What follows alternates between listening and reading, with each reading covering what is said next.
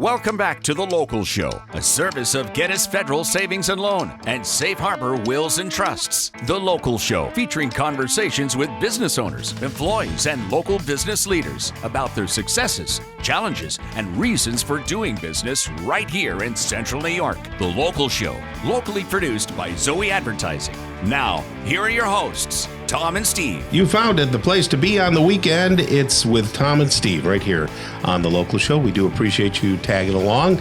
Lots of interesting guests and things to do, and you get to hear all about Steve stuff. And Tom's stuff. Yes, our aches and pains. It hurts when I do that. Well, don't do that. Yes. And again, just a reminder, if you're buying a mattress, go see Charlie. Sure. Because he's the guy in Carroll over on Bridge Street across from behind Henry Wilson Jewelers and the Chick-fil-A that's not open. Yeah. How long is that going to be closed up there in Cicero? I don't know. They're saying a couple of months. That's what I had heard. They're doing a whole redo. I said it didn't take them that long to build the place initially. I know. Right? I know. It has to do with the flow because they have so much. They have such a big business. We'll have to ask Jimmer what's going on. Yeah, or my mom. She'll know. She knows everything. She knows it all.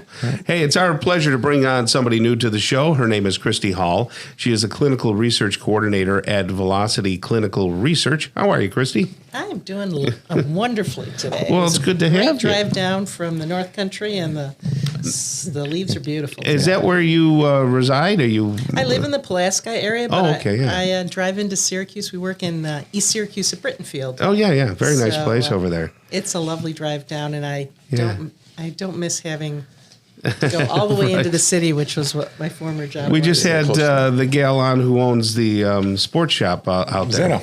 Zana. Yeah. Right there in Pulaski. So. It is fishing season. Yeah, it's fishing season out there, yeah.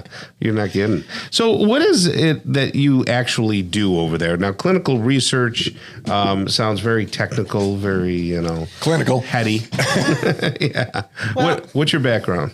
I grew up here in Syracuse and worked at University Hospital for many years. And are you a nurse or no, I'm what's called a clinical research coordinator. So nobody's ever really heard of that. Right. You look that up in Wikipedia. Tom, in Wikipedia it says egghead. But go ahead. So here's how I like to explain Science stuff. Maybe this won't work for your younger viewers, but if you've ever seen Julie on Love Boat, yes, her job was to make sure people got where they needed to be and had a good time. Yes. Well, with a research coordinator, our job is to find people that may be interested in participating, figure out if this is a good fit for them, and then help them get where they need to go, whether it's coming in for a screening visit, whether it's going for PET scans or MRIs. Right. Whether so I'm sort of like the coordinator for all of that. So you're okay. That's because I'm thinking egghead science questions, and it's really the opposite. You have to get there, but you have to have the people to be able to help. Absolutely. And the other thing is too, I mean, the science side is somebody has to collect all the data. They have to, package and send out all the blood. If there's other sorts of samples, I do a lot of memory testing. And so when we do memory studies with people with Alzheimer's and mild cognitive impairment. Yep. I'm sorry. I'm losing those. Sure. Anyway, I'm the one that does a lot of those memory tests and such. So all of those results have to get collected and given back to the sponsor so it can get analyzed. Yeah. So I'm sort of the middleman for all that kind of thing. Well, and there's got to be a certain drug that you're testing for. So like you can't, you're not doing all kinds of drugs. I'm human. I only do one thing at a time. But at our research center at Velocity Clinical Research, what we do is we look at several different disease states and are testing different treatments and different therapies for several different things. We started out years ago as Clarity Clinical Research, and we focused on Alzheimer's and dementia studies, and that's still where our heart is, and we're still doing an awful lot of that. And yes, for younger and other people, we're doing amazing work with fatty liver disease, high blood pressure, high cholesterol, diabetes, that sort of thing. We do a lot of community outreach by offering free baseline memory screening for people. So that is so that's the area. Like you're not looking for asthma drugs. Well, we're not. What the way it works is companies or organizations or even the National Institutes on Aging, for instance, come to us and ask us if we will run some of their research studies. So it could be anything. It could be anything. But it's been a lot of stuff in the memory camp. In memory and, as I said, in fatty liver stuff. And so what happens is, I'm skeptical just like everybody else. Sure. They pay us to do this research. We hire our own doctors. We do our own physicals. We do our own EKGs. We do our own blood work.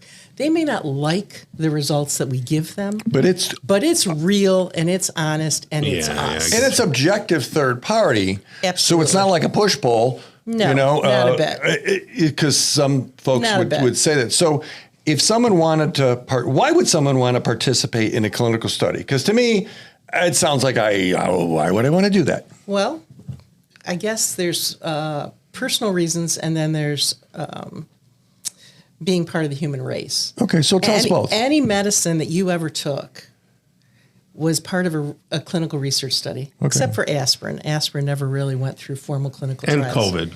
Yeah.